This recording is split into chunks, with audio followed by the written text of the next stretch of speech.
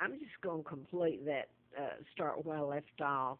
I'm Margaret Ann Windsor, Victoria II, kidnapped in 41, brought to Moulton, Alabama, given the name of a twin, Peggy Ann Dempsey Childers. I married Childers, John Childers out of Wichita, Kansas. And my father is King Edward VIII. He was forced abdication, illegal. He had an addendum to it that was very legal, and he was 45. My mom, Claudia Ruth O'Keefe Windsor from Madison, Wisconsin, by the way, was 40. Only child.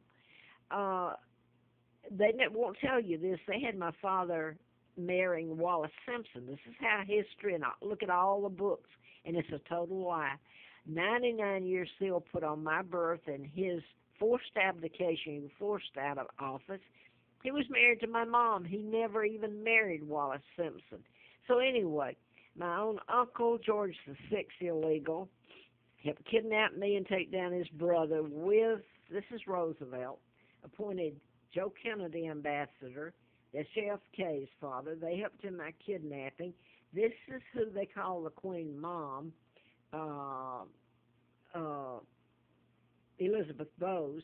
She's kin to the Rothschilds, so I suppose that was an end to my Uncle George and the takedown of my father and the kidnapping of me and putting me in America, and illegal treaties that put British bases, U.S. bases all over British soil. Trying to hurry up, and it's not going to do me any good. Um, Trying to get it where it makes sense on a video in case somebody does watch it. But the point is, Macon Weaver was, I married John. He had a Cadillac. He had a convertible like Elvis. He had an Imperial. And my hopes, I couldn't take the woman Dempsey, what she was doing to me. I was making her living in Phillips, and Philip didn't belong there either. I know that he was put there just like me. He was kidnapped. He retired from the ATF, so he has a badge, and I won't say he's lived a good life, but anyway, uh, I loved him. He was like a brother to me. I still do love him. But anyway, I had planned to, if I married or could get away from Huntsville, to take him with me so he wouldn't hurt anymore like I was hurting. Anyway, I ended up right back there. John, I found out that, well, I didn't know what had happened. I knew that he didn't have any money. We didn't even have a place to stay after I married him. He didn't have money for a motel, or I think we did stay in Gulfport, Alabama. I believe that's the name of it. And he ended up back in Tennessee at the state line to Alabama, where I was put on a bus back to Huntsville, where I had left trying to get away from. And immediately I got a call from Macon Weaver, who later, he was a sheriff, I believe, of Huntsville, Madison County. And he later became the federal U.S. prosecuting attorney in Birmingham, over the Northern Territory of Alabama. With him, well, they called me at this point in about the last week of August, after I'd married John and been put back there on the bus to Huntsville by my husband, not knowing why. And I get a call from Macon Weaver, and they're going to come out. If I don't tell them where John is, they're going to come out and arrest me as an accessory. I thought, accessory to what? But the point I want, and so Matthew Dempsey, who would have been my uncle if I grew up calling him uncle. Remember, they stole my identity, gave me the identity of the twins, Peggy and Carl Dempsey, and they gave me her identity. Both of them were dead. So Matthew was a career officer in the Army. Well, the phone call came, and they were going to come out and arrest me, they said. And looking back, I don't doubt they would have. They didn't need a charge. It's who I am that they went after me, Margaret Ann Windsor, and who did it. But anyway, Matthew immediately put me in the car and took me across to the line and got a bus ticket out of the state to his sister's, Annie Carter, who's a part of this whole cover-up. She wasn't even admitted it to me later in life. But I stayed up there, and then I found out that John got a call that he was in Texas, Dallas. So I went there and ended up in Atlanta, Georgia, and he was working for Lockheed and the space industry. Well, anyway, what I was going to say, then suddenly Macon Weaver and the sheriff has come to my door, and I have a baby in my arms. And somehow they found out where John was. He was working there, I think, at Lockheed at the time. I had a baby and a baby on the way, Mark and Scott, and they're heirs after me. I don't know where they are. Nobody will touch it. They arrested John and took him back to Huntsville.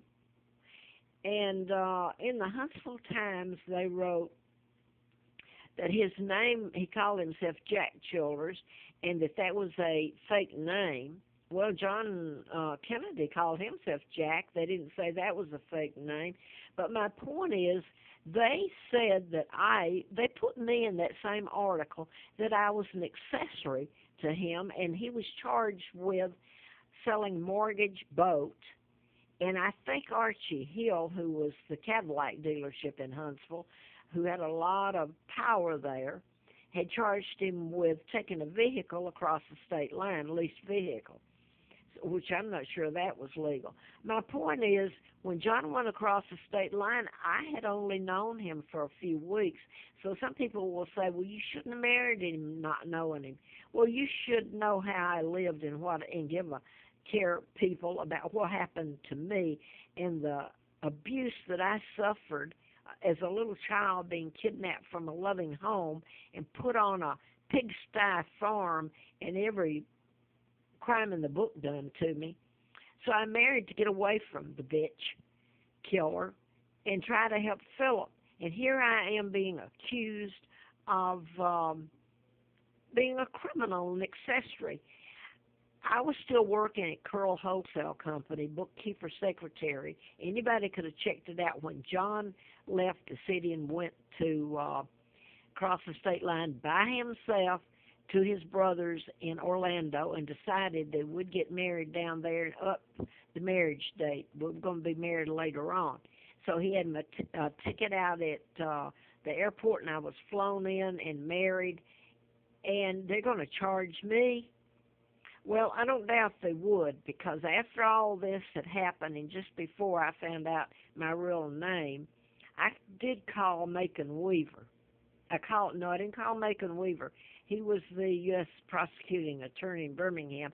I called Tom Younger, and he was the city of Huntsville attorney. And quite frankly, here's what he said to me. He'd come out if I pursued calling him, and I was trying to get help.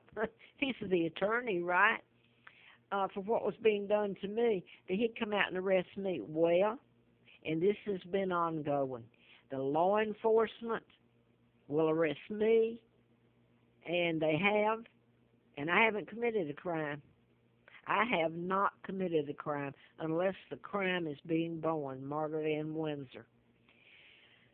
So I just happened to look at, because I don't have a place to stay. I have been so mutilated. It's not even me, the name Peggy Ann Dempsey Childers. My name is Margaret Ann Windsor, and I am the legal monarch.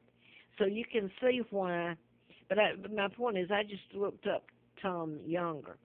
I don't know if he's still alive. I think he is. He lives in Redstone Village, independent living. Sounds like a plush living retirement. And you should see the article written on him, how renowned these thugs are.